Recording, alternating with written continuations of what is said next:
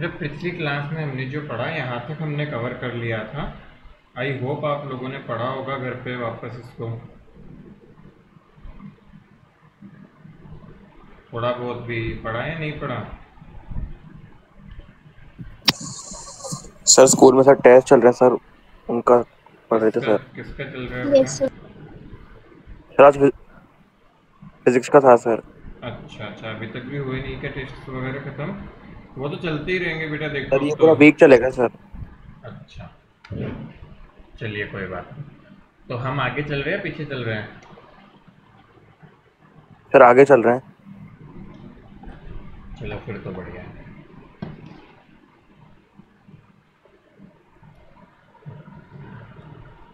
चलिए बेटा पढ़ते हैं, आगे चलते हैं अपन।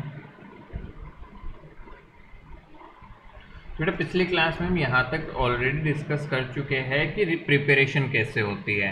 प्रिपरेशन का पढ़ रहे थे हम। प्रिपरेशन में बेटा मैं बात कर रहा था हेलोजन एक्सचेंज पे।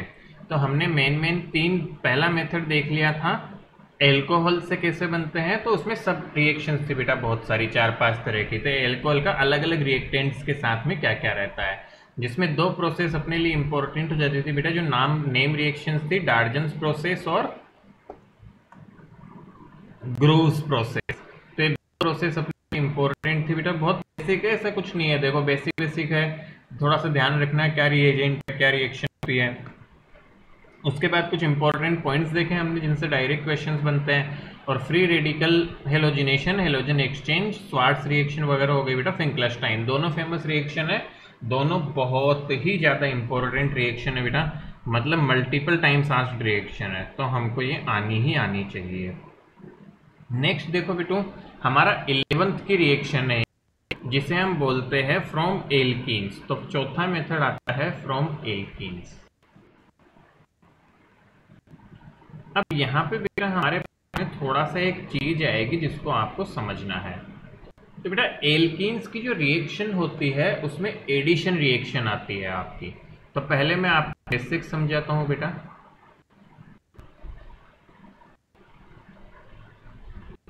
एडिशन रिएक्शंस, ठीक है। फॉर एग्जाम्पल एडिशन रिएक्शन में क्या होता है बेटा, आपका सी डबल बॉन्ड सी जहां भी है तो ये डबल बॉन्ड हटके आपका सिंगल बॉन्ड बनके यहाँ पे दो एलिमेंट्स ऐड हो जाते हैं। I am just stating the basics.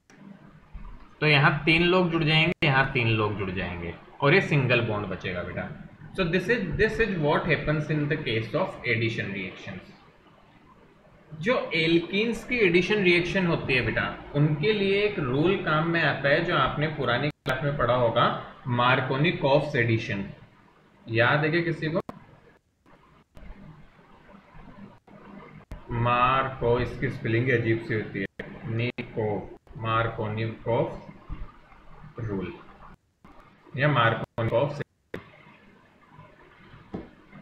तो ये भी आता है बेटा अजीब से, मार्कोनिकॉफ्स एडिशन। ये भी थोड़ा अजीब सा साइलेंट टाइप से रहता है। तो व्हाट इज मार्कोनिकॉफ्स रूल? ध्यान से देखना बेटा क्या होता है मार्कोनिकॉफ्स रूल।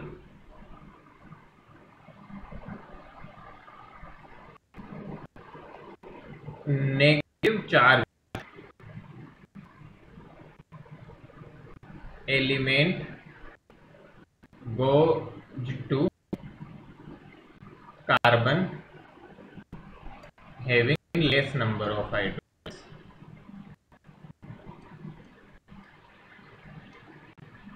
मतलब क्या हुआ बेटा, देखते हैं हम। अब बेटा एडिशन किसी का भी हो सकता है, मैं कुछ एग्जांपल देता हूं आपके, देखना जरा।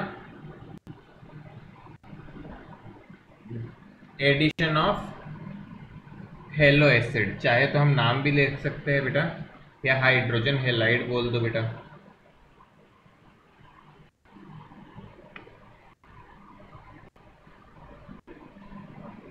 Addition of hydrogen halide, for example देखिए जरा बेटा, ये रिएक्शन है, देखना CH2 डबल बॉन्ड CH2, इसकी रिएक्शन करवाएंगे HX से। अब वो X कुछ भी हो सकता है बेटा। कैसे करते हैं रिएक्शन देखो, तुम मन ही मन सोचो इस HX को कैसे टूटता है। तो बेटा HX 2 टुकड़ों में टूटेगा, H+ और X-, बोलो टूटेगा कि नहीं? Yes sir. अब बेटा ये जो नेगेटिव वाला होता है वो कहाँ ऐड होता है? Goes to carbon having less number of hydrogen. अब सिंस यहाँ पे तो दोनों ही सेम नंबर ऑफ हाइड्रोजन है तो फर्क ही नहीं पड़ता, कहीं भी ऐड कर दो और फिर बच्चे हुए भी ऐड हो जाता है। आपका कंपाउंड क्या बनेगा देखो, CH2 एक पे H जाके जुड़ेगा, एक पे X जाके जुड़ेगा। अब यहाँ पे कोई फर्क नहीं था इसलिए एक ही प्रोडक्ट बना, बट दूसरा देखो बेटा CH3 CH double bond CH2, same reaction बेटा यहाँ पे हो यदि मान लो HBr, तो क्या प्रोडक्ट्स बनेंगे सोचो। तो इसको भी दो टुकड़ों में तोड़ लो। CHX माइनस तो बेटा देखो Br माइनस कहाँ जाएगा? CH Br CH2H। क्या बात समझ में आ रही है क्या? Yes sir. बहुत बेसिक है बेटा, कुछ नहीं। तो इसको बोलते हैं मेजर प्रोडक्ट। और बेटा कभी कभी बुक से अब क्वेश्चन आ जाए माइनर प्रोडक्ट का भी, तो माइनर प्रोडक्ट क्या होता है, इनको रिवर्स कर दो।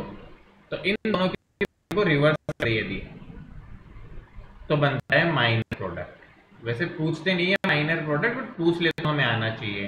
तो बेटा इन पोजीशन को रिवर्स करने का मतलब क्या हुआ, ऐसे।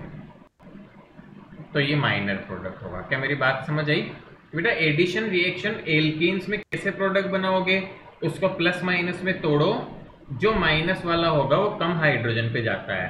कुछ नहीं बोले तो मेजर प्रोडक्ट की रिपोर्ट करें और स्पेसिफिकली वो बोल दे कि माइनर प्रोडक्ट बनाओ, तो जो मेजर प्रोडक्ट बनाओ उसका उल्टा कर दो। क्या बात समझ में आ गई? आ रहा है क्या समझ में? Yes sir. लिखो इसको जल्दी से, जल्दी जल्दी लिख लो।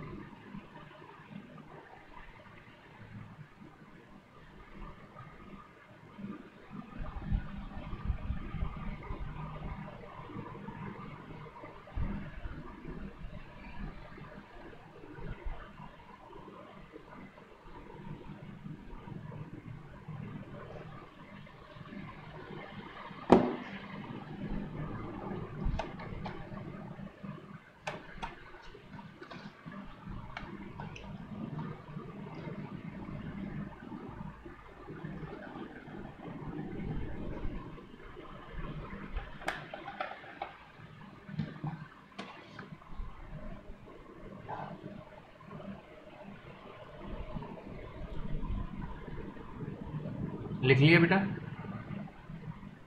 आगे चले।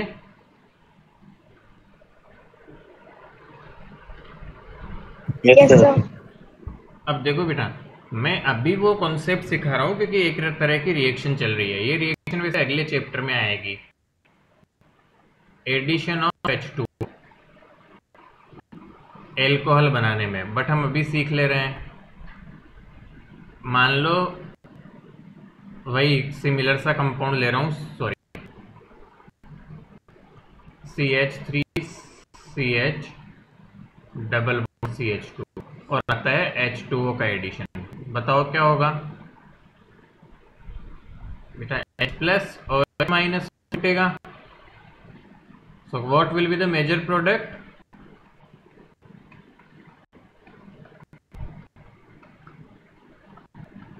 H3OH minus समझ पा रहे हैं हम?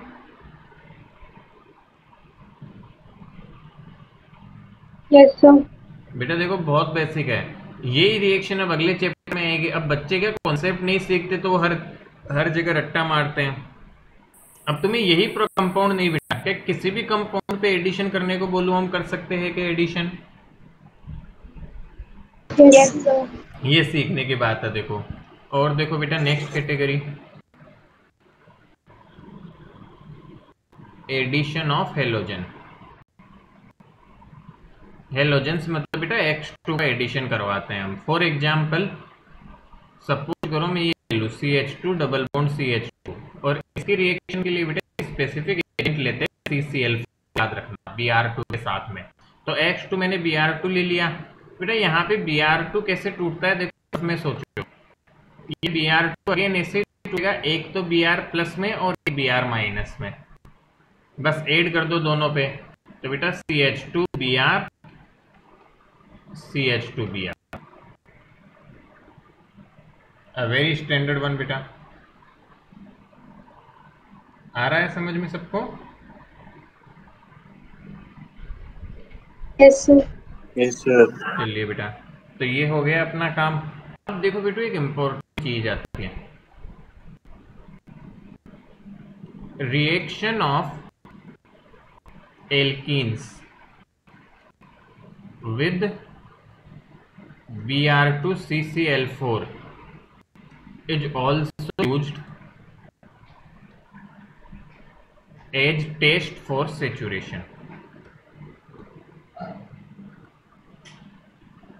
सेचुरेशन मतलब बेटा डबल बॉन्ड या ट्रिपल बॉन्ड प्रेजेंट है या नहीं, ये बात पता चलती है यदि एक ही मोल लो और वो डीकलराइज हो जाए तो डबल बॉन्ड 100% प्रेजेंट होता है। एल्कीन से एल्काइंस बेटा, यहाँ एल्काइन कर लो। With Br2CCl4 is also used as test for saturation. बेटा सेचुरेशन का मतलब समझ रहे हैं ना हम? Yes, sir. मतलब डबल बॉन्ड या ट्रिपल बॉन्ड है या नहीं बेटा। होता क्या है कोई बताएगा?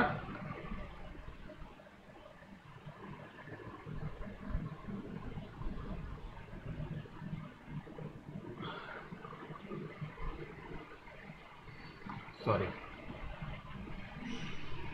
रेडिश ब्राउन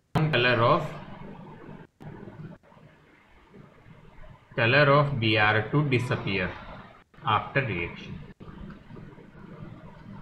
बेटा ये देखो क्वेश्चन बन सकता है अच्छा आपका सीधा सीधा, तो ये थोड़ा सा ध्यान में रखना है हमें। आ रही बात समझ में? Yes, sir. बहुत बेसिक चीज है बेटू कि Br2 की रिएक्शन करके Br चला जाएगा कलर। अब यहाँ पे भी वही होगा, देखो एक Br, वैसे तो दोनों सेम है तो सोचना ही नहीं कौन सा कहाँ जुड़ेगा, कैसा भी हो, चाहे कम हाइड्रोजन ज्यादा हाइड्रोजन फर्क नहीं पड़ता, बट अलग अलग हो तो फर्क पड़ता है बेटा।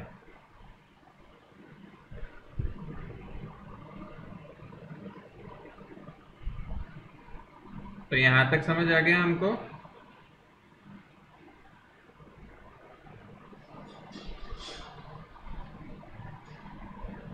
Yes, sir. Yes sir.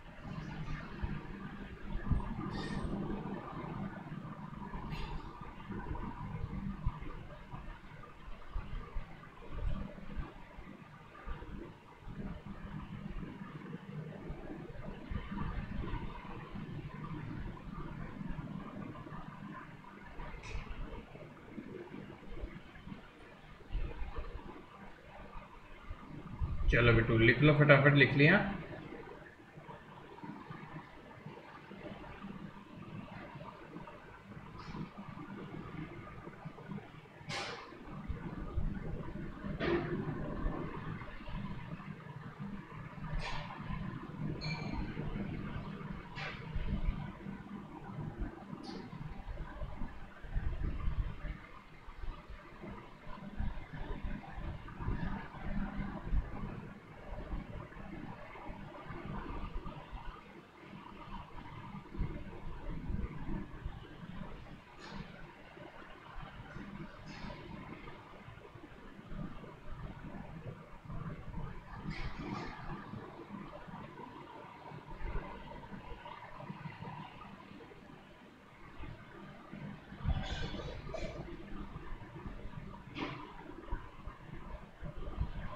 बेटा आगे बढ़ूं मैं, जल्दी Yes, से sir. बता दो। चलिए आगे बढ़ते हैं बेटा।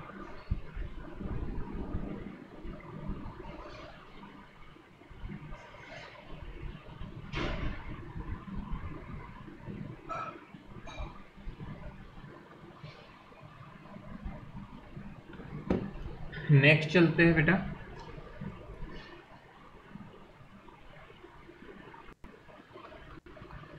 Preparation of hello arenes. मतलब अभी तक हमने बेटा हेलो एल्केन का प्रिपरेशन देख लिया, अब एरीन्स का प्रिपरेशन देखेंगे, ठीक है।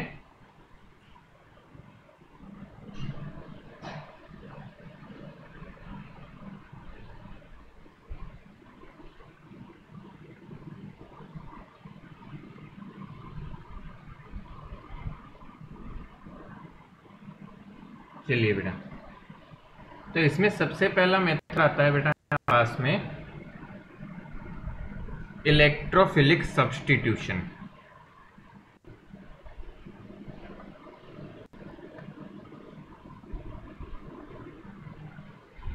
Electrophilic substitution. अच्छा बेटा, अब हमने बेसिक सीखा था, देखो तो बेसिक सीखा था तो याद करो इलेक्ट्रोफाइल क्या होते हैं। Electron loving. बहुत बढ़िया बेटा, जिनको इलेक्ट्रॉन चाहिए।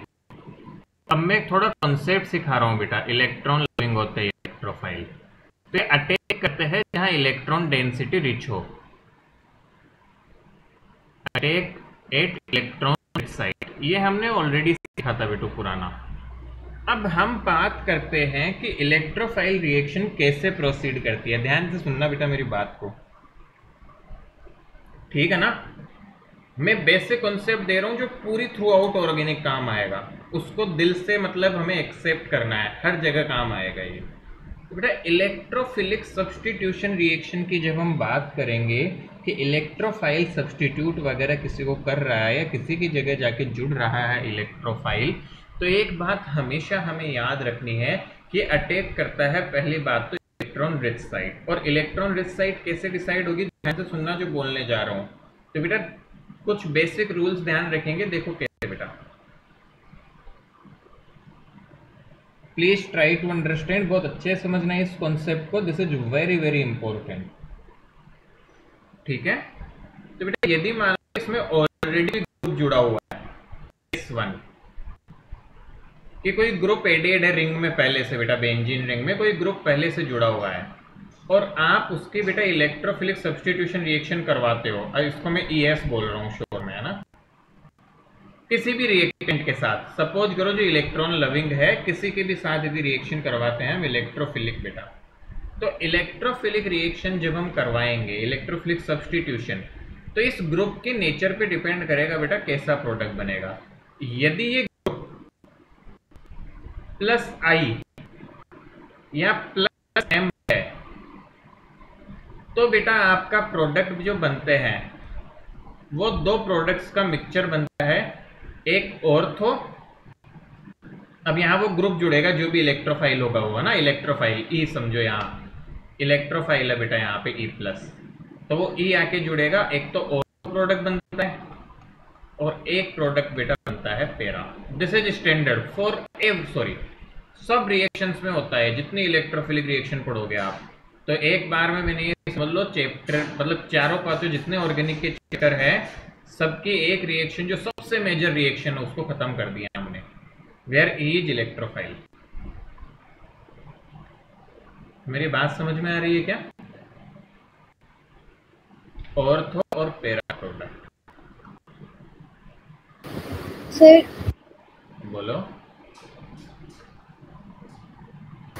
सर ये माइनस आई मतलब प्लस आई और प्लस एम के लिए होगा। हाँ ये प्लस आई, ये ग्रुप जो ग्रुप बेटा जुड़ा हुआ है वो कैसा होना चाहिए, प्लस आई या प्लस एम होना चाहिए, उसके लिए ये एप्लीकेबल होता है। बोलो समझ आ रहा है बेटा? आ रहा है क्या?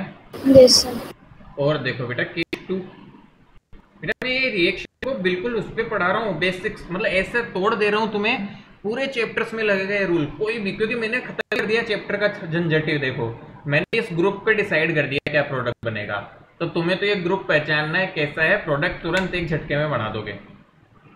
सेकंड केस क्या होगा बेटा,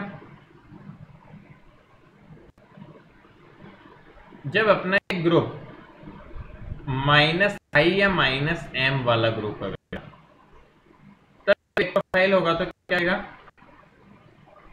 तब बेटा आपका प्रोडक्ट बनता है मेटा। ये ग्रुप रहेगा ऐसा कैसा और मेटा पे इलेक्ट्रोफाइल आके जुड़ेगा, बस एक ही प्रोडक्ट बनता है, दैट्स इट, मेटा प्रोडक्ट। समझ आई क्या बात? Yes sir. बेटा देखो ये पावर है, जिसको इफेक्ट्स आते हैं ना उसके लिए या तो क्या होता है बच्चे, बेटा हर चैप्टर में इलेक्ट्रोफिलिक सब्स्टिट्यूशन आएगा, बच्चे उनको रट्टा मारेंगे जबरदस्ती हर रिएक्शन को, या फिर ये कॉन्सेप्ट याद कर लो, ये कॉन्सेप्ट रट लो, +i -i +m -m पहचानना आना चाहिए बेटा, या फिर अपने 12th के सिलेबस में जितने ग्रुप्स है उनको अलग से लिख के याद कर लो, यदि मेरी बड़ा ऑर्डर याद नहीं होता तो। पूरी रिएक्शन खत्म, कोई भी आओ बाहर सिलेबस के बाहर से भी आएगी तो खत्म, क्योंकि रूल है। केस 3 होता है बेटा, बट ये केस 3 बहुत रेयर है, ऐसे क्वेश्चन बनते नहीं है, बहुत कम आता है, बट आए तो हम कर पाएंगे जब कोई भी ग्रुप नहीं हो, केवल बेंजीन रिंग हो, ठीक है, नो ग्रुप, कोई भी ग्रुप प्रेजेंट नहीं हो, तो फिर बेटा सिंपल सा लॉजिक है, कहीं पे भी जोड़ दो, डजंट मैटर, जहां मन करे चिपका दो इलेक्ट्रोफाइल को। तो बेटा इस केस में इलेक्ट्रोफाइल को कहीं पे भी कर सकते हैं, क्योंकि न तो ऑर्थो का फर्क पड़ता है, न मेटा का फर्क पड़ता है, न क्या। मेरी बात समझ में आ रही है क्या? एड ई इलेक्ट्रोफाइल एनीवेयर, कहीं भी ऐड हो तो टॉप पे ऐड कर देते हैं कन्वेंशनली, और क्या बेटा, क्या कॉन्सेप्ट समझे क्या? Yes sir. हाँ, ये दिमाग में रख लिया जो बच्चा, और जो ये ग्रुप आइडेंटिफाई कर पाया, उसके लिए ऑर्गेनिक के 5 चैप्टर की इलेक्ट्रोफिलिक सब्स्टिट्यूशन है, और कुछ भी ध्यान रखने की जरूरत नहीं है। जहां जहां इलेक्ट्रोफिलिक सब्स्टिट्यूशन रिएक्शन आएगी इन 5 chapters of organic, you will have the product in front of you directly. तो करो जरा फटाफट से इसको, जल्दी से लिख लो बेटा।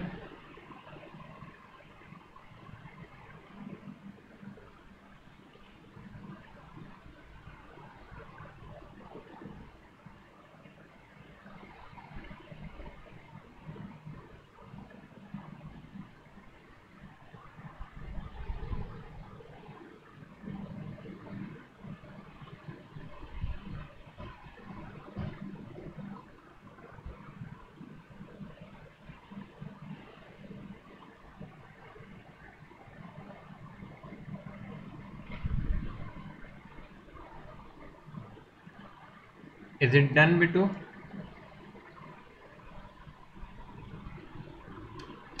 Yes sir. जल्दी जल्दी लिख लो बेटा। मैं इस चैप्टर स्पेसिफिक नहीं, मैं तुम्हें जनरल ऑर्गेनिक स्पेसिफिक चीजें पढ़ा रहा हूँ, और फिर इस चैप्टर की चीज भी ले लेता हूँ, तो आगे मुझे हेल्प मिलेगी उसमें, तो आप भी इन चीजों को ध्यान रख लोगे तो आसान लगेगी बहुत ऑर्गेनिक। ऐसा कुछ नहीं है, ये बेसिक बेसिक कॉन्सेप्ट्स है, ये ध्यान रख लेता है इंसान तो आगे कहीं रटने की इतनी जरूरत ही नहीं पड़ती है, बस बेसिक चीजें याद रखनी पड़ेगी आपको। बनाए क्वेश्चंस?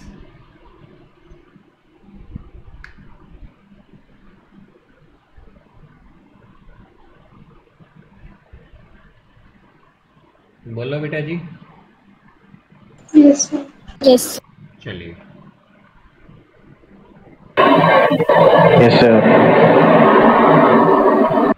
चलो बेटा देखो, अब हमारे पास में आता है एग्जाम्पल, देखते हैं चैप्टर का एग्जाम्पल देखता हूँ। तो बेटा हमारे पास कंपाउंड है, देखो ना, ठीक है, बेंजीन है, यहाँ पे CH3 हमने जोड़ा हुआ है, और इसकी रिएक्शन करवाया है बेटा X2, और साथ में आप ले लेते हो बेटू लेट से Fe डार्क, ठीक है ना, ये हमने मान लो साथ में एजेंट ले लिया है, और मोर प्रिसाइजली FeC लेते हैं, ठीक है। तो ये रिएक्शन अपन ने ले ली। तो पहले तो प्रोडक्ट सोचो क्या होगा, यहाँ इलेक्ट्रोफिलिक एडिशन होगा, कैसे होगा वो भी सोचेंगे, बट क्या प्रोडक्ट बनेगा देखिए बताओ तुम डायरेक्ट। मैं तुम्हें बता दूं कि ये इलेक्ट्रोफिलिक सब्स्टिट्यूशन रिएक्शन है, तो क्या होगा, कैसा ग्रुप है? अब वही बात है, ग्रुप से याद नहीं होंगे तो काम नहीं बनेगा।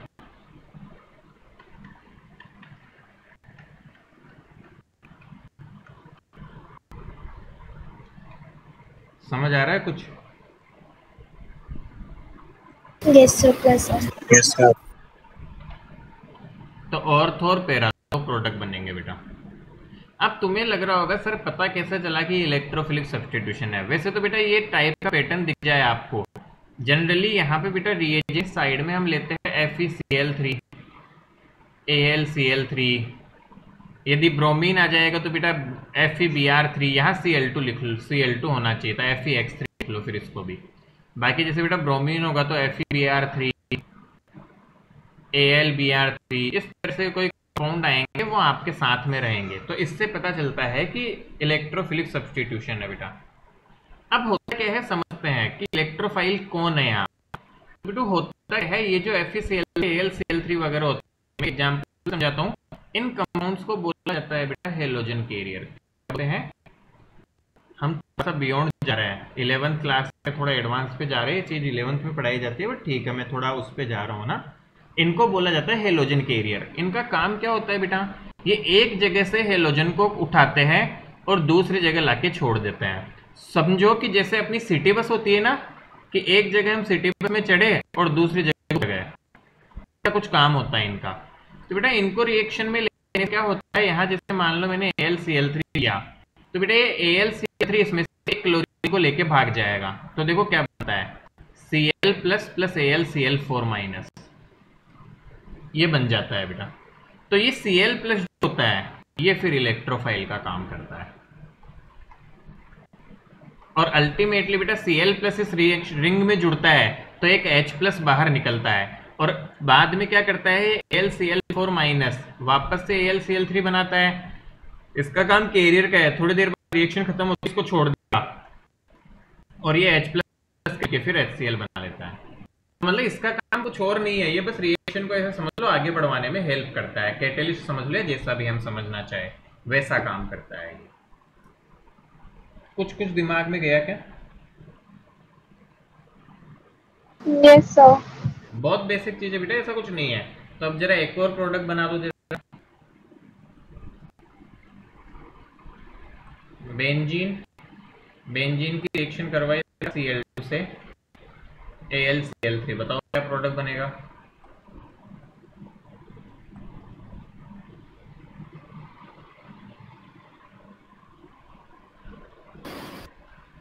क्या कहीं पे भी Cl जोड़ दूं? कहीं पे भी आ जाएगा। कहीं पे भी आ जाएगा, बहुत बढ़िया बात बेटा। समझ रहे हैं सभी बच्चे? अरे समझ में आ रहा है ना? Yes sir.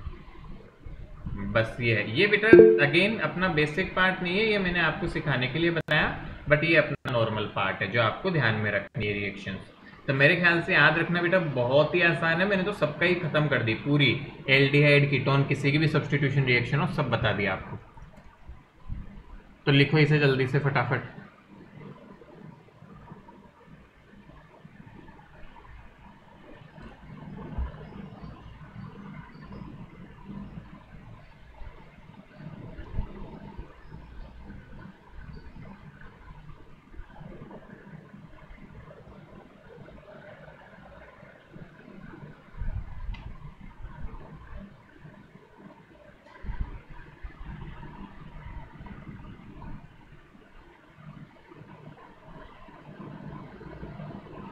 लिख लिया बेटा?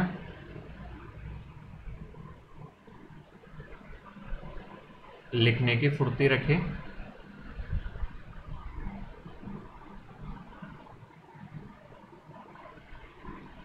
बेटा जैसे एनसीईआरटी की बात करूं तो यहाँ केवल Fe भी लेते हैं वो, तो आयरन केवल भी है तो वो भी X को निकाल सकता है, ऐसा मानते हुए हम इस रिएक्शन को करवा देते हैं।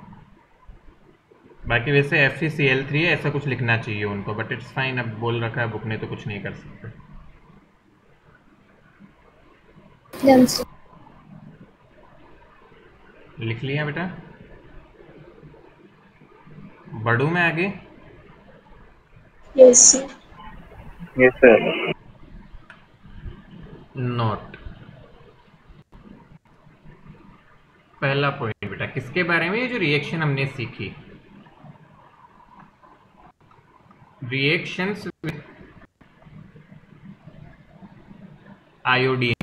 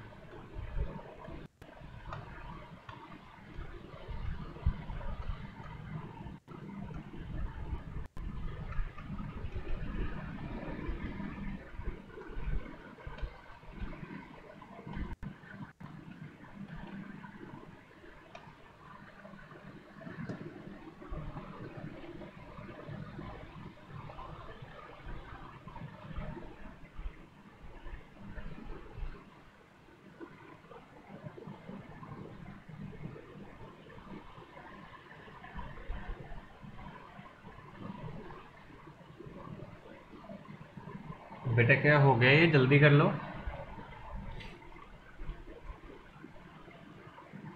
तो बेटा मैं नोट में ऐसे पॉइंट्स आपको लिखवाता हूँ जहां से क्वेश्चंस एक्सपेक्टेड है, हमसे पूछे जा सकते हैं।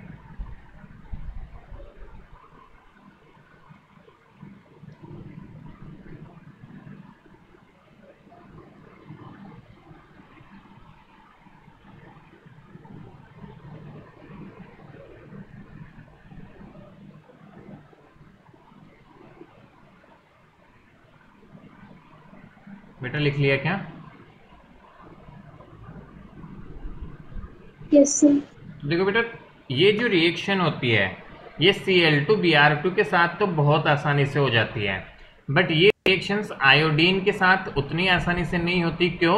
क्योंकि रिवर्सिबल होती है, और रिवर्सिबल होने की वजह से इनको करवाने के लिए हमें ऑक्सीडाइजिंग एजेंट्स लेने होते हैं, लाइक HNO3 और HiO4 etcetera, to oxidise the HI। तो बेटा क्वेश्चन किस तरह आ सकता है? आपसे पूछ सकते हैं that why oxidizing agents are taken for the electrophilic substitution with iodine, या फिर बोल सकते हैं कि reaction of iodine do not give electrophilic substitution reaction easily, why? इस तरह का क्वेश्चन बन सकता है। आगे बात समझ में? तो इलेक्ट्रोफिलिक रिएक्शन पे बेटा आयोडीन से रिलेटेड कोई भी क्वेश्चन हो, आपको इसका आंसर इस तरह से देना है। Is that clear? Yes, sir. आगे बढ़े बेटा। चलो सेकंड क्लास आती है बेटा, इसमें फर्स्ट तो देख ली हमने इलेक्ट्रोफिलिक सब्स्टिट्यूशन। अब इस पे मैंने पूरी PhD टाइप से बता दिया आपको, 12th लेवल तक जितना चाहिए अपने को सब बता दिया। सेकंड आती है बेटा फ्रॉम अमीन्स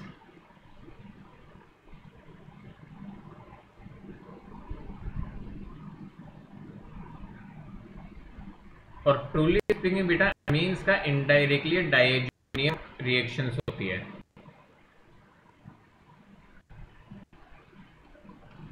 समझते बेटा इसका मतलब क्या होगा? मैं आपको बताता हूँ, फिर आगे बढ़ते हैं। वैसे हम अमीन्स बेटा पूरा चैप्टर है ग्रेड 12th में अपने, पूरे चैप्टर अमीन्स पे बेस्ड है, वहाँ ये बहुत डिटेल में पढ़ेंगे डाइएजोनियम सॉल्ट। बट अभी इस चैप्टर में रिएक्शन दी हुई है तो मैं आपको थोड़ा सा बता देता हूँ ये क्या होता है बेटा डाइएजोनियम सॉल्ट। तो होगा क्या, बेंजीन होगी बेटा, ऐसे बेंजीन के ऊपर NH जुड़ा होगा, ठीक है। तो इसको हम बेटा अमीन बोलते हैं, बेंजीन अमीन बोलते हैं। इसकी रिएक्शन हम इसके साथ में करवाए NaNO2 प्लस HX। यदि हम बेटा इसकी रिएक्शन NaNO2 HX के साथ करवाए तो जो कंपाउंड बनता है आपका वो ये बनता है N2 प्लस X माइनस, ऐसा कंपाउंड बनता है। This compound is known as benzene diazonium salt, benzene diazonium salt. अब बेटा इस कंपाउंड से हेलोजन बनाने के बहुत सारे तरीके हैं इस कंपाउंड से। तो पहले तो हमें क्या सीखना है, अमीन से मतलब क्या हुआ, अमीन से बेटा पहले तो आप ये बनाएंगे बेंजीन डाइएजोनियम सॉल्ट। अब यहाँ देखो HCl HBr वगैरह अपन ले सकते हैं, ये बहुत फेमस कंपाउंड है बेंजीन डाइएजोनियम सॉल्ट। ये इतना ज्यादा काम में आता है बेटा, इतना ज्यादा रिएक्शन है इसकी, पूरा मतलब अमीन्स चैप्टर की रिएक्शन इसी पे बेस्ड है, ऐसा समझो मैक्सिमम। ये बहुत ज्यादा इफेक्टिव कंपाउंड है, ये सुपर रिएक्टिव कंपाउंड है बेटा, वेरी रिएक्टिव। तो इसके सबके साथ रिएक्शन होती है, सब रिएक्शन देता है ये, अब बहुत तरह की रिएक्शन देता है। तो बेटा इसकी रिएक्शन हम करवाते हैं, तो आप ये लिख लो पहले, अगले पेज पे इसकी वेरियस रिएक्शंस लिखूंगा। फटाफट से इतना सा लिख लो आप कि कैसे बनता है ये डाइएजोनियम सॉल्ट।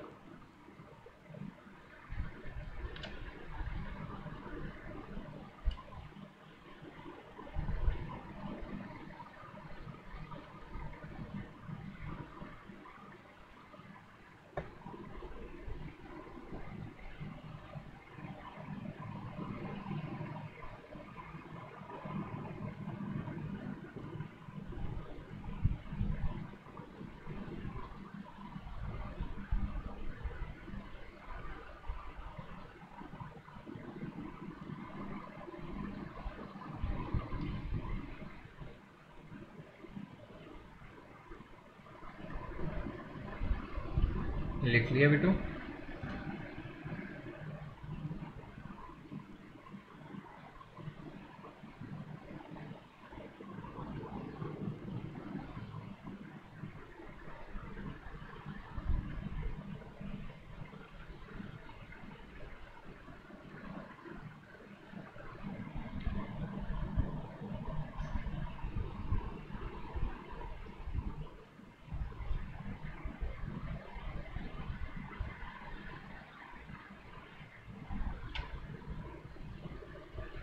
बेटा डन क्या बोलते नहीं हो, एक तो लिख भी रहे हो। चलो बेटा एक चीज में देखो, पीछे एक चीज भूल गया था, वो मैं बता दूं। यहाँ हम जो एडिशन पढ़ रहे थे ना, यहाँ पे एडिशन वाला रिएक्शन याद है हमें बेटा, इसमें एक नोट लिखेंगे हम। तो चाहे थोड़ी बहुत कहीं भी जगह छोड़ी हो या बेटा ऊपर नीचे कहीं भी साइड में जगह हो, तो एक नोट लिख लेना बेटा, in presence of peroxide, sorry बेटा,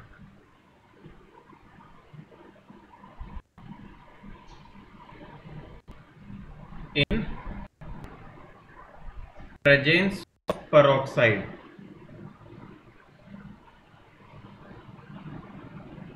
in presence of peroxide anti Markovnikov, anti Markovnikov product is obtained. ये क्या मैं बताना भूल गया था, मेरे दिमाग में नहीं आया था बेटा, मुझे लगा ये हो जाएगा। वैसे बुक में दिया हुआ नहीं है अपने, बट क्वेश्चंस पूछता है बेटा बुक, और बोर्ड भी पूछता है 11th के बेसिस पे। तो सर दिया हुआ है दिया हुआ भी, तो बहुत बढ़िया फिर तो। बाकी वैसे 11th के बेसिस पे तो पूछते ही पूछते बेटा इस पे। तो पेरोक्साइड जब प्रेजेंट होता है तो एंटी मार्कोनिकोव प्रोडक्ट बनता है बेटा।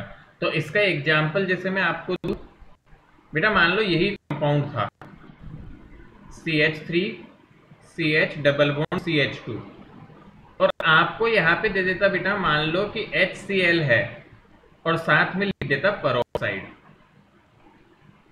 तो जब ऐसा कर देते हैं हम, या तो बेटा पेरोक्साइड दिया हुआ हो सकता है। पेरोक्साइड क्या होते हैं, जिनमें ओ लिंकेज होता है, तो पता है ना पेरोक्साइड होता है क्या है, जैसे H2O2 यस सर। जिनमें ओ और ओ का लिंकेज होता है बेटा, तो ऐसे पेरोक्साइड होते हैं। तो यहां से बेटू देखो क्या होगा कि अब इसमें बनना तो क्या चाहिए था प्रोडक्ट, पेरोक्साइड नहीं होता तो क्या बनता, सोचो, पेरोक्साइड नहीं होता तो मनी मन सोच लो क्या बनता, CH3 CH3 ये कंपाउंड बनता बेटा, बोलो बनता है कि नहीं, यस Cl सर। बीच में यस जाता सर। है, बट पेरोक्साइड है तो इसका उल्टा बना दो, इसका उल्टे का मतलब CH3 CH H यहीं पे जुड़ता और एंड वाले पे Cl जुड़ जाता, दैट्स इट। बस इतना सा नया ख्याल रखना है। तो कहीं पे छोटा सा एक नोट लिख लो जो आपको बेटा काम आएगा। मुझे सडनली याद आ गया कि वो चीज छूट गई है, तो इसको कंप्लीट कर लो बेटा। तो इसको भी आप कहीं पे उसके आसपास जगह देख के लिख लो। बहुत बेसिक प्रिंसिपल है बेटा, जो प्रोडक्ट नॉर्मल बनता बिना पेरोक्साइड के उसका उल्टा बनाना है हमें मेजर का, दैट्स इट, बहुत सिंपल तरीके से।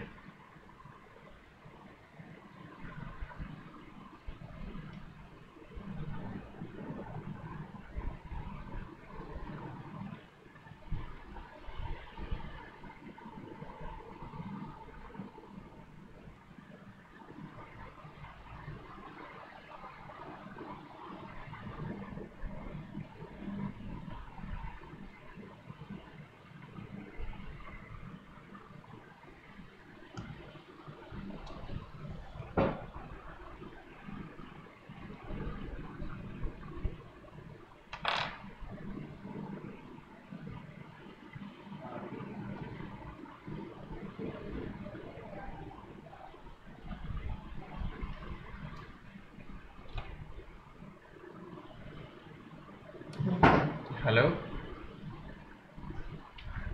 बेटा लिख लिया? Yes sir. Yes sir.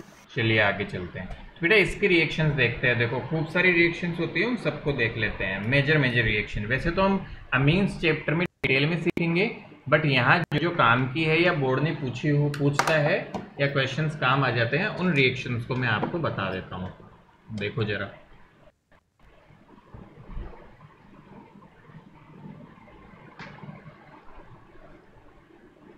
चलिए तो सबसे पहला देखो बेटा, हमने डायजोनियम साल्ट बनाना सीख लिया N2+ और Cl-। मैं बेटा ऐसा मान रहा हूँ कि उसमें Cl के साथ रिएक्शन करवाई थी हमने यहाँ, तो उसके हिसाब से मैं सारी रिएक्शंस लिखूंगा यहाँ पे। तो देखो जरा, ये X- ही ले लो ताकि Br वगैरह सबको बता सके अपन।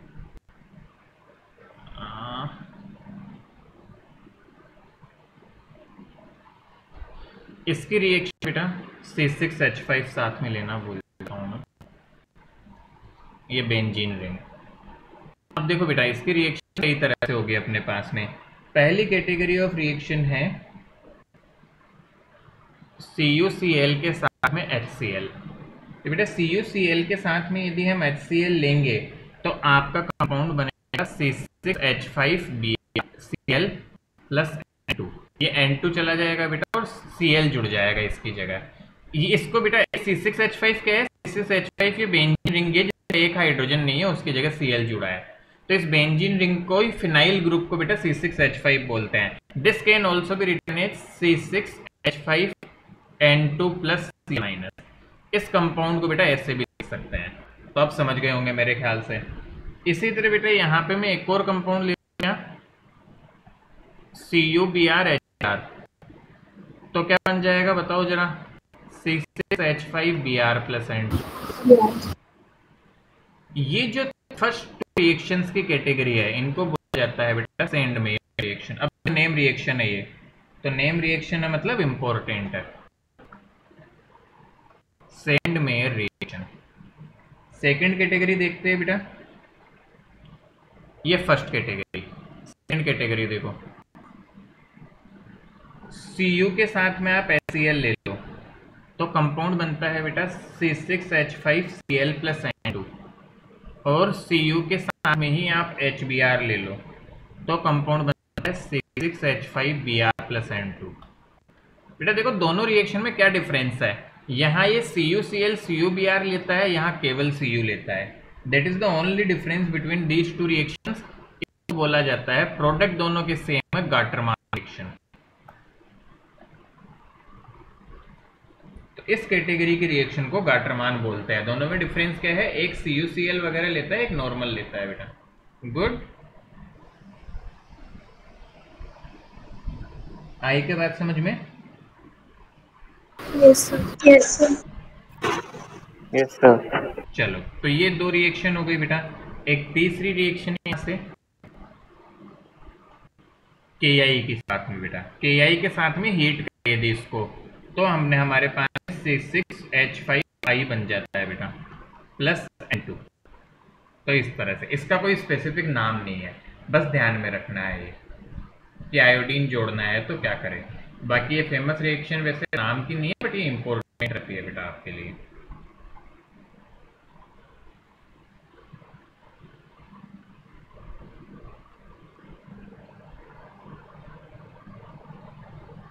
Is it clear? Yes, sir. आ रहा है समझ में सबको इतना? चलिए बेटा तो लिख लो जल्दी से।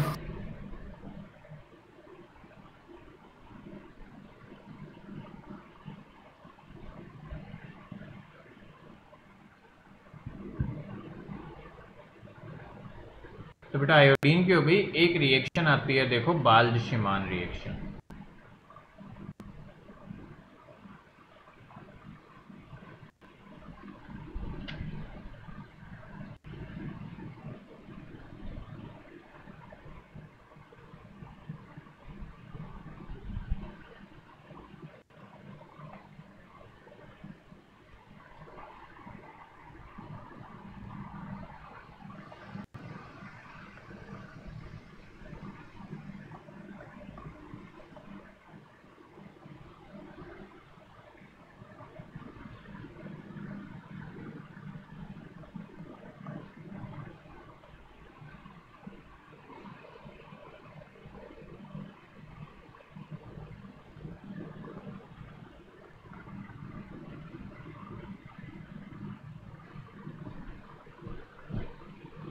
ये बेटा थोड़ी अजीब रिएक्शन है, ये फ्लोरीन जोड़ने के काम आती है।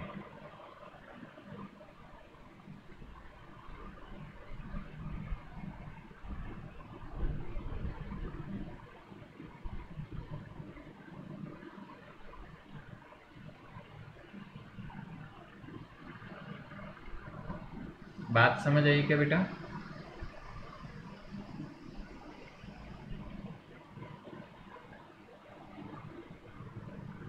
देखो बेटा यहाँ क्या हो रहा है, अमीन के HbF4 से रिएक्शन करवाई तो N2 प्लस BF4 माइनस बनता है। वैसे बोलते डायजोनियम सॉल्टी है, बट थोड़ा डिफरेंट टाइप का है वो नॉर्मल से, और इसको हीट करके आपका फ्लोरीन कंपाउंड बन जाता है। सो this is also important reaction जहाँ फ्लोरीन जुड़ता है बेटा। देखो सेंडमेयर और गाटरमान से भी तो ClBr जुड़ता है, KI वाली रिएक्शन से आयोडीन जुड़ता है, और बाल्ज-शिमान रिएक्शन से फ्लोरीन जुड़ता है। तो हमें चारों तरह के कंपाउंड बनवा सकते हैं हम हेलोएरिन्स। अच्छा एक और बात, हो सकता है बेटा ये डायरेक्ट रिएक्शंस आपकी बुक में ना मिले आपको सारी जितनी मैं बता रहा हूँ, but these are used in conversion. कहीं ना कहीं बेटा कन्वर्जन के क्वेश्चंस में, कहीं ना कहीं बोर्ड ने पास्ट ईयर में पूछा हुआ है, तो कुछ कुछ चीज़ें हो सकता है बुक में हमें ना मिले, बट हमें पढ़नी है वो। जैसे कि NCERT में नहीं है बेटा ये सारी रिएक्शंस, तो बच्चे ये ना सोचे कि सर ये क्या हो गया, NCERT में तो कल सेंडमेयर दी हुई है, आपने तो 3 रिएक्शन एक्स्ट्रा चिपका दी। तो ऐसे ना सोचें।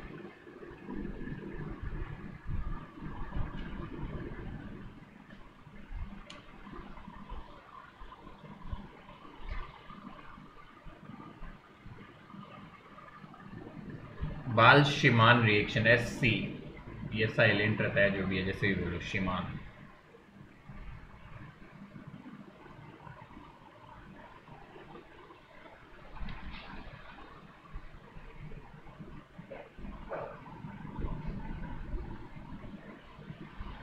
Good,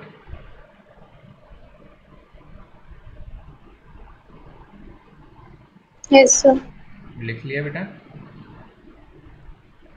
Yes, sir. चलिए, तो बेटा यही है एक अपना इस पोर्शन में एमीन्स मतलब अरील हैलाइड्स को बनाने के लिए इतना ही अपने बुक में गिवन है, तो हमें अभी के लिए इतने पे ही फोकस करना है, बहुत ज़्यादा दिमाग लगाने की नीड भी नहीं है हमको। तो मेरे ख्याल से तो बेटा बहुत बेसिक पार्ट था ये, जो आपको समझ में आ गया होगा। आया इस बात में? बिल्कुल बेटा बेसिक है। देखो मैंने इलेक्ट्रोफिलिक का तो ऐसा तोड़ बताया तुम्हें, जो बच्चा ये याद कर लेगा उसके सारे चैप्टर की इलेक्ट्रोफिलिक सब्स्टिट्यूशन रिएक्शन डन है। एडिशन का भी मैंने ऐसा तोड़ सिखाया है आपको, जो बच्चा ये याद कर लेगा सारे चैप्टर्स में जहाँ एडिशन आएगा वो डन है। और इसको भी बेटा हमने, ये तो देखो बेसिक है, अब ये तो अलग से कुछ कर नहीं सकते, थोड़ा याद ही करना पड़ेगा। नेम रिएक्शन आ गई है। गुड।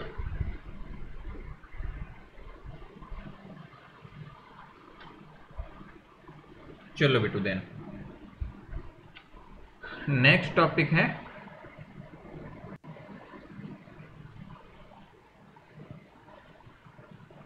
Physical properties.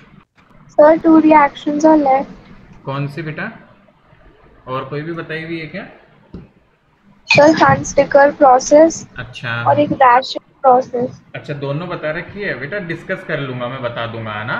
राशिंग अपने आगे आएगी, चिंता मत करो, हम एल्डिहाइड्स वाला चैप्टर पढ़ेंगे, उसमें आएगी राशिंग प्रोसेस आपकी। और हंसडिकर भी आएगी। एजी मतलब एजी वाली रिएक्शन है ना, हंसडिकर मतलब C double bond O O R एजी।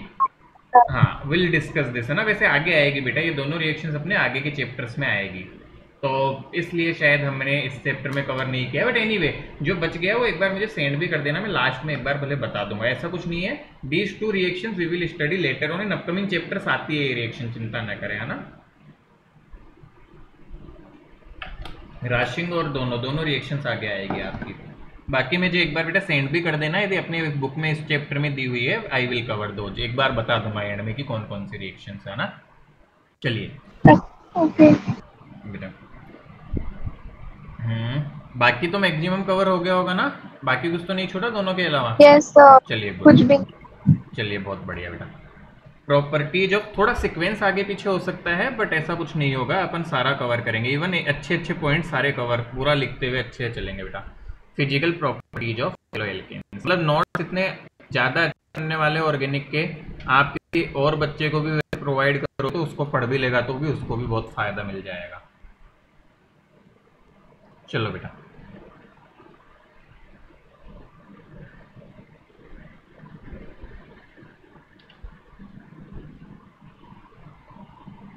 तो पहला पॉइंट देखो बेटा,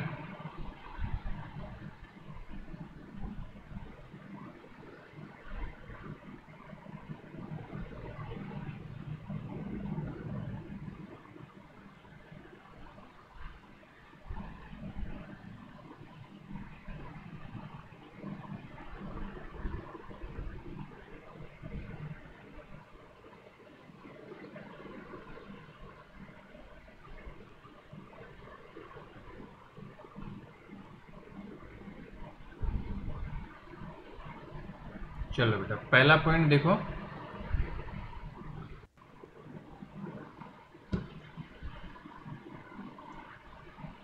बॉइलिंग पॉइंट का कंसिडरेशन करते हैं बेटा।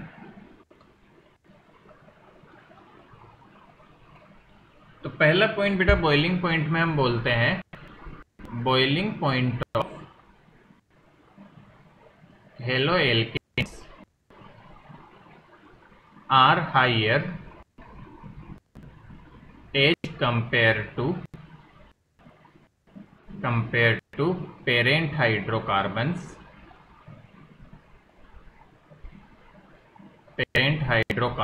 of comparable molecular mass।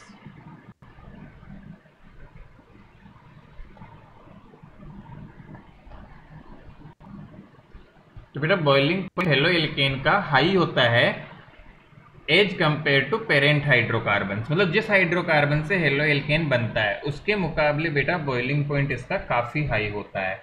अब कोई आपसे पूछे ऐसा क्यों, तो आंसर क्या होगा? सोचो कि इसका आंसर क्या हो सकता है बेटा।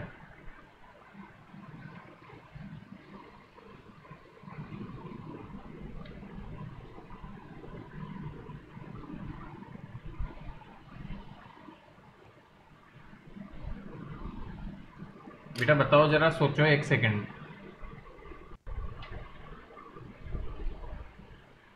No answer. चलो देखो बेटा, आपको याद है बॉइलिंग पॉइंट को कैसे कंपेयर करना सिखाया था मैंने, ज्योमेट्रिकल आइसोमर पढ़ाया तब? बताए जरा। Dipole moment. डाइपोल मोमेंट और पोलरिटी।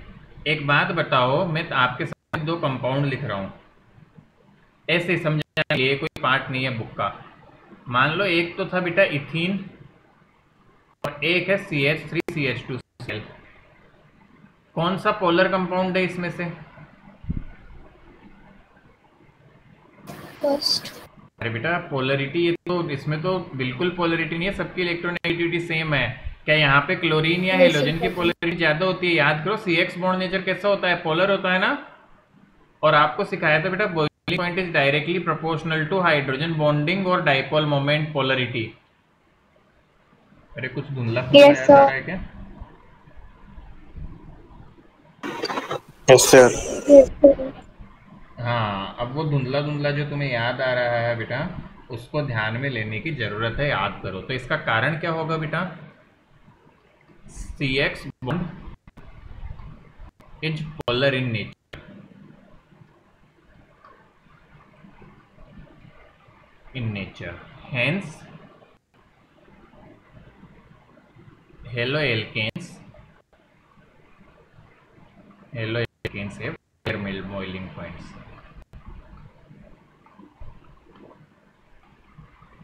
चलो लिखो इसे जरा।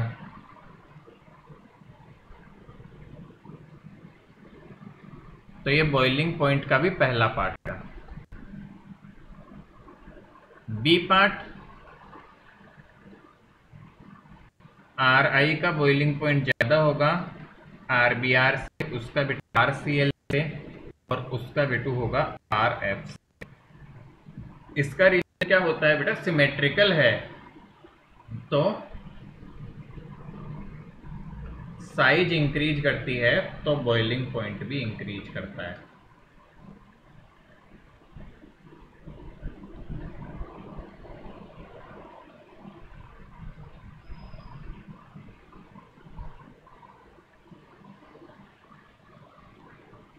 Is it done?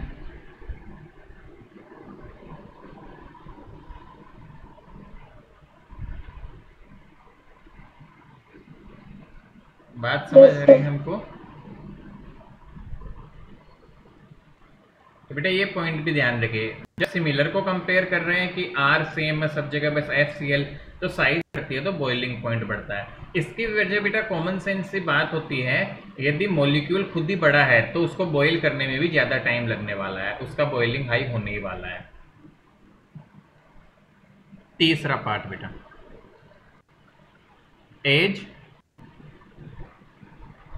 Branching increase, boiling point decrease. यदि ब्रांचिंग बढ़ती है तो बॉइलिंग पॉइंट घटता है। फॉर एग्जाम्पल CH3CH2, मान लो CH2Br है, इसका बॉइलिंग पॉइंट ज्यादा होगा CH3CHBrCH3 से। ऐसा क्यों बेटा? देखो ये एक लीनियर था और यहाँ पे ब्रांच हो गई, तो ब्रांचिंग आ गई तो बॉइलिंग पॉइंट कम हो जाता है। आगे बात समझ में? Yes, sir. ये कब लागू होता है ब्रांचिंग वाला पॉइंट? जब सिमिलर एल्कीन हो और आइसोमेरिक एल्कीन, मतलब इनका formula isomeric alkene, haloalkanes है ना, आइसोमेरिक हेलो एल्केन्स। बेटे 3 पॉइंट है जो बॉइलिंग पॉइंट में हमें याद रखने हैं।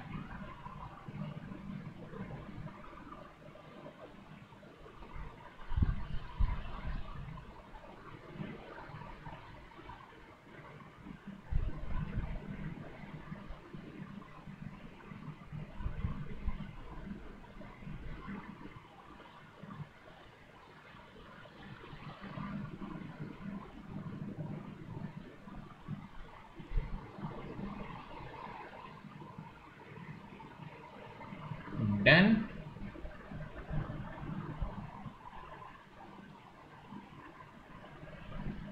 Yes, sir.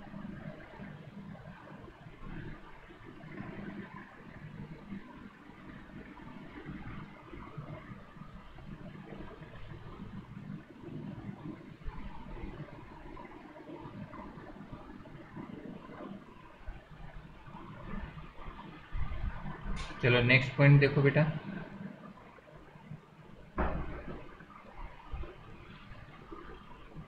Solubility.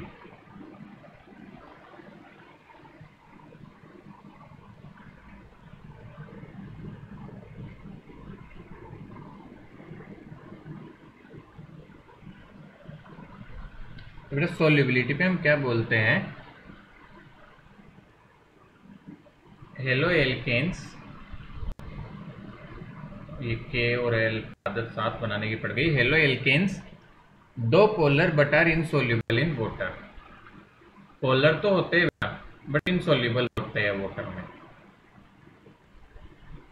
But are, ये बहुत अजीब चीज है बेटा, ये अलग से याद रखना, but are insoluble in water.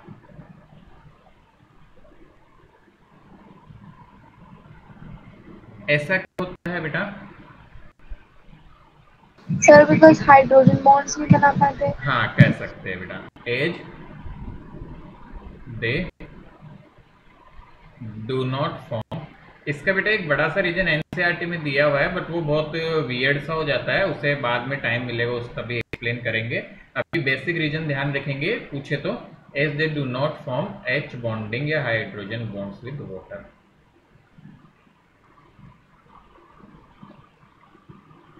तो बेटा वाटर के साथ हाइड्रोजन बॉन्डिंग नहीं कर पाते हैं, इसलिए वो सोल्यूबल नहीं होते हैं। तो ये सोल्यूबल किस में होते हैं? ये ऑर्गेनिक सॉल्वेंट्स में बेटा सोल्यूबल होते हैं कंपाउंड्स।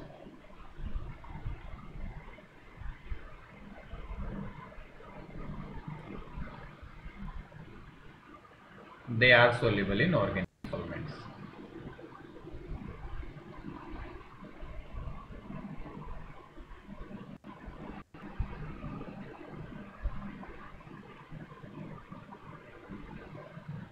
चलिए बेटा, तो थोड़ा सा ये ध्यान रखना है।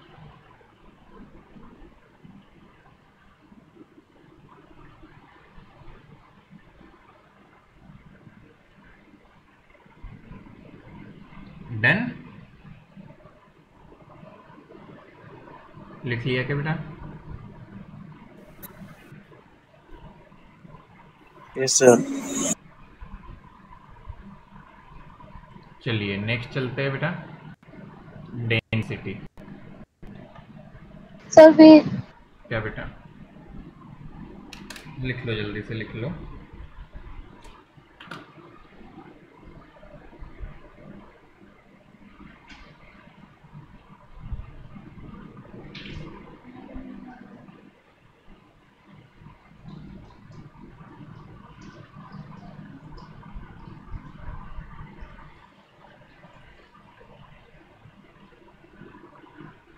बेटा आज के लेक्चर के बाद बस अपने पास केमिकल प्रॉपर्टीज बचेगी, बट उसमें क्या है, SN1 और SN2 रिएक्शंस टाइम लेती है, तो मतलब 2 क्लास और लगेगी हमें हार्डली चैप्टर कंप्लीट करने में। सर हाँ बेटा बोलो। सर ये ब्रांचिंग दोबारा समझा दो। अभी बताता हूँ बेटा, मैं एक एग्जाम्पल लेके और बता देता हूँ। पहले इतना तो क्लियर है क्या हमें? चलो यस सर। मैं डेंसिटी का एक बार पॉइंट लिखा दूँ, फिर बेटा डेंसिटी का जनरल याद रखेंगे, बस आई की डेंसिटी ज्यादा होती है RCl RF, है ना, ये कॉमन सेंस भी बेटा। डेंसिटी होती है मास ओवर वॉल्यूम, तो इनका मास भी बड़ा होता है, वॉल्यूम भी, वॉल्यूम पे बहुत फर्क नहीं पड़ता, इवन बेटा मास बढ़ता है तो, क्योंकि जगह का बहुत ज्यादा डिफरेंस नहीं आता, तो मास से ज्यादा कंपेयर कर सकते हैं इनको। तो थोड़ा सा बस ऐसे ध्यान रखना है हमको। इस पे बेटा दूसरा एक और एग्जाम्पल करवाता हूँ तुम्हें समझ आने के लिए, है ना। डेंसिटी का फर्क, बॉइलिंग पॉइंट का एग्जाम्पल ले लेता हूँ। CH3 CH2 CH2, एक बार थोड़ा ढंग बढ़ा लेता हूँ ताकि ब्रांचिंग दिखा पाऊँ। तो बेटा इस कंपाउंड का मेनली फॉर्मूला है C5H11Br। नहीं 4 ही लिया क्या? पहले कितने लिए थे? 4 ही लिए, 3 लिए थे ना, 4 लिया है, तो C4H 9Br। बोलो समझ आ रहा है हमको? Yes sir. चलो बेटू देखो, अब इसको देखो, इसी कंपाउंड को लिखने का और क्या तरीका हो सकता है, आप खुद देखोगे तो समझ आ जाएगा। इसी कंपाउंड को मैं लिख सकता हूँ CH3CH2CH BrCH3। बोलो लिखता हूँ ना? Yes, sir. इसी कंपाउंड को एक और तरीके से लिख सकता हूँ, देखो CH3C CH3CH3Br। तो कहाँ ब्रांचिंग सबसे ज्यादा है? क्या थर्ड पे? ऑब्वियसली ना बेटा, कितनी ब्रांच, कितना छोटा बन गया, इसमें Yes. और ब्रांचिंग हो गई, इसमें सबसे कम ब्रांचिंग, तो बॉइलिंग पॉइंट का ऑर्डर आएगा ऐसा। बट ये ब्रांचिंग कब वैलिड है? जब सेम कंपाउंड की स्ट्रक्चर हो।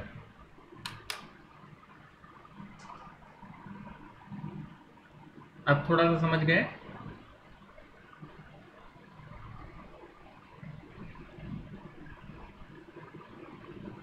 आ रहा है क्या समझ में? ब्रांचिंग का मतलब क्या हुआ बेटा? साफ देखो ना, यहाँ पे से इधर उधर, इधर मतलब दो कंपाउंड साइड में आ गए, इधर एक साइड आ रहा है, इधर कोई भी साइड में नहीं था मेन चेन के।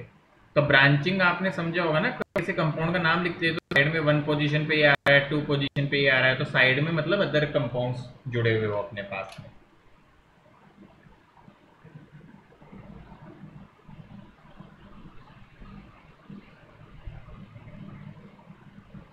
आएगी बात समझ में अब?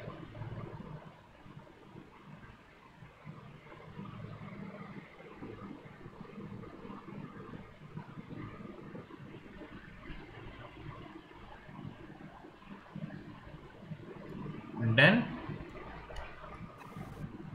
Yes, sir. चलो बेटा यस सर। नेक्स्ट देखो,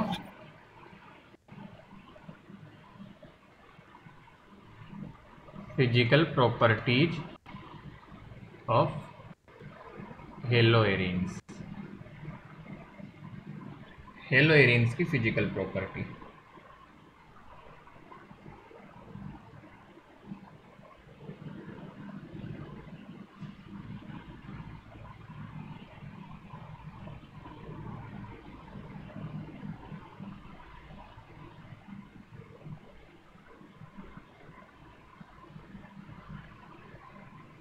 चलो बेटा पहला पॉइंट देखो, वही boiling point.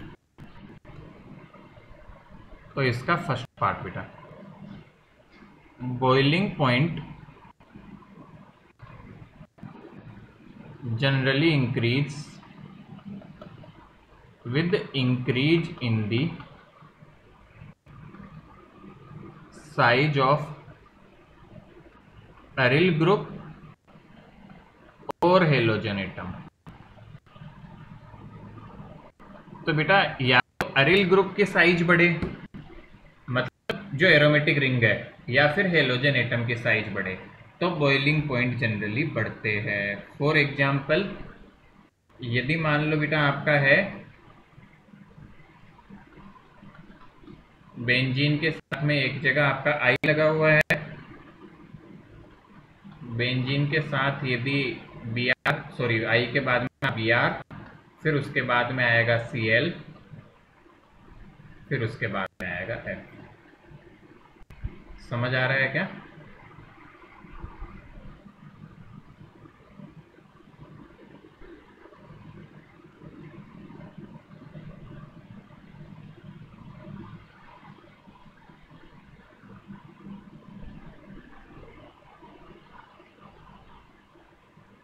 Is that done?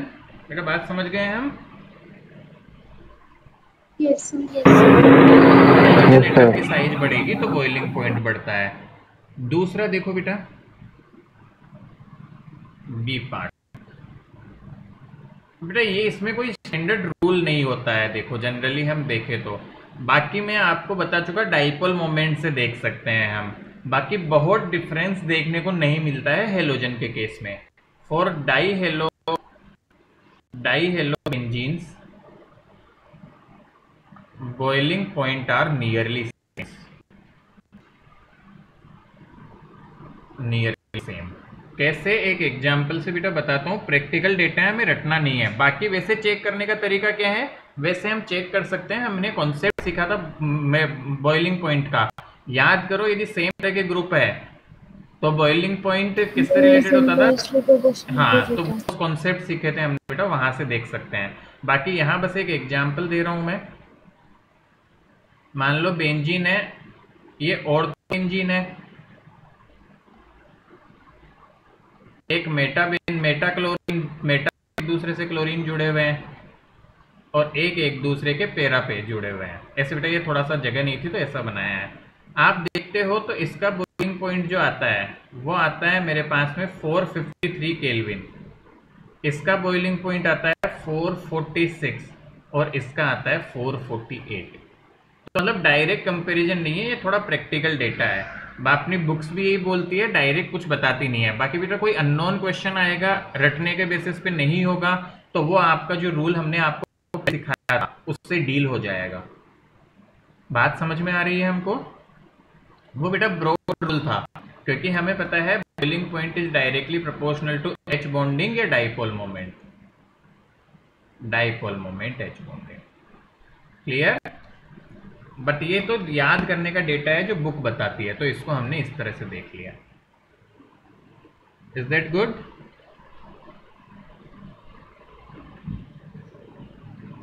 Yes, sir.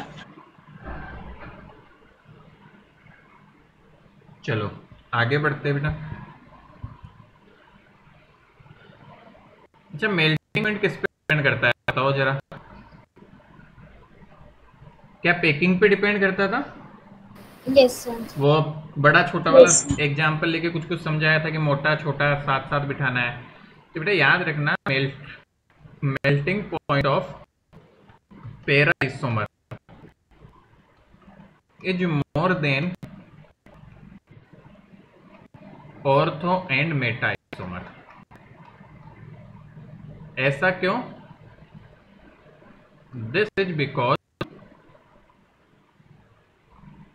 More symmetrical,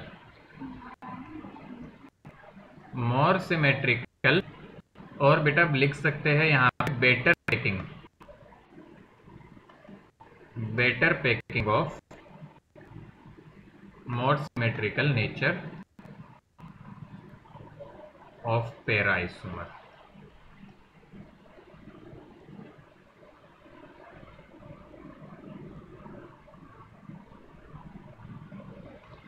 clear? मेरे ख्याल से समझ आ गया होगा ये।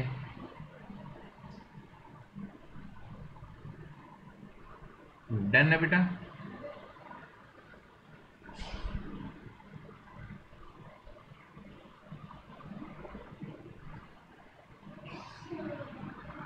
रट्टा नहीं मारना है, ये डेटा देखो रटना नहीं है। ऐसी सब रट्टाफिकेशन वाली चीजें नहीं पूछी जाती। ऑर्गेनिक में कॉन्सेप्ट्स बहुत अच्छे होते हैं, बस थोड़ा सा ध्यान रखना है।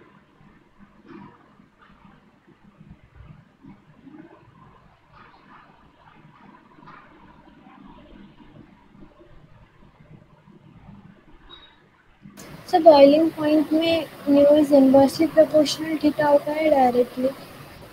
बेटा अपना डिपेंड करता है ग्रुप्स कैसे है। ग्रुप्स जैसे कि आपके सेम नेचर के होते थे, ठीक है? तो सेम नेचर के ग्रुप होते हैं, दोनों यदि सिमिलर नेचर के होते थे तो हम बोलते थे कि वो जो रिलेशन आएगा वो इनवर्स प्रोपोर्शनल होता था, और यदि अपोजिट नेचर के होते थे तो डायरेक्टली प्रोपोर्शनल थीटा होता था। इस तरह से थीटा जितना ज़्यादा उतना ज़्यादा बॉइलिंग पॉइंट अपोजिट नेचर के लिए। ये तुम्हें लिखाया था मैंने। Yes, sir. हाँ, तो बेटा बस वहीं से एक बार रिवाइज कर लेना। डायरेक्ट जब सेम नेचर के होते थे तो इनवर्स प्रोपोर्शनल, डिफरेंट होते थे तो डायरेक्ट, बट वो जनरल रूल था। अब यहाँ पे हेलो एल्केन में थोड़ा सा एक्सेप्शन टाइप का नेचर रहता है, तो उसका हम कुछ नहीं कर सकते। थोड़ा सा बस ऐसे नज़र में रखना, बाकी पूछा नहीं जाता, डोंट वरी। ये मेल्टिंग पॉइंट और बॉइलिंग पॉइंट पूछते ही नहीं है इसका, क्योंकि थोड़ा सा एक्सेप्शन नेचर होता है, तो हमें ज़्यादा दिमाग लगाना भी नहीं है इस पर। गुड।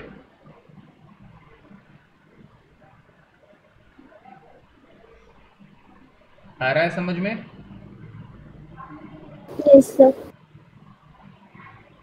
चलो बहुत बढ़िया बेटा। नेक्स्ट देखो हमारे पास में आती है केमिकल रिएक्शंस।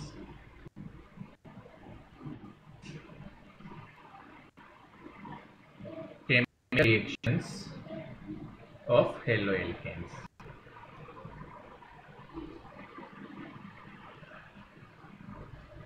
तो बेटा केमिकल रिएक्शंस हमारे पास आ गई है किनकी? हेलोएल्केन्स की। तो बेटा इसमें हमारे पास में मेजॉरिटी कैटेगरी बता देता हूं कि कौन कौन से हम पढ़ेंगे। सबसे पहला क्लास हमें पढ़ना है nucleophilic substitution. Nucleophilic substitution reaction.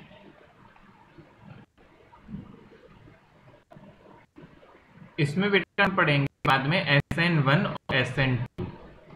बहुत फेमस रिएक्शन है। लाइक मैंने आपको एक चीज बोली थी कि ग्रेड 12th का बेटा कोई भी पेपर फिजिक्स में डाइपोल के क्वेश्चन के बिना नहीं बनता, उसी तरह केमिस्ट्री का पेपर SN1 और SN2 के बिना नहीं बनता। द मोस्ट इंपॉर्टेंट, हम अगले लेक्चर में ही शुरू करेंगे बेटा इसको, बट एक बता रहा हूं। तो SN1 SN2 के बिना हमारा केमिस्ट्री का पेपर नहीं बनता, दैट्स फैक्ट। इतनी इंपॉर्टेंस इन दो रिएक्शन की क्या है, वो पूरा एक लेक्चर काइंड ऑफ जाने वाला है बेटा। मैक्सिमम लेक्चर का टाइम इस पे जाएगा अगले लेक्चर में। सेकंड कैटेगरी ऑफ रिएक्शंस जो हमें इसमें पढ़नी होती है,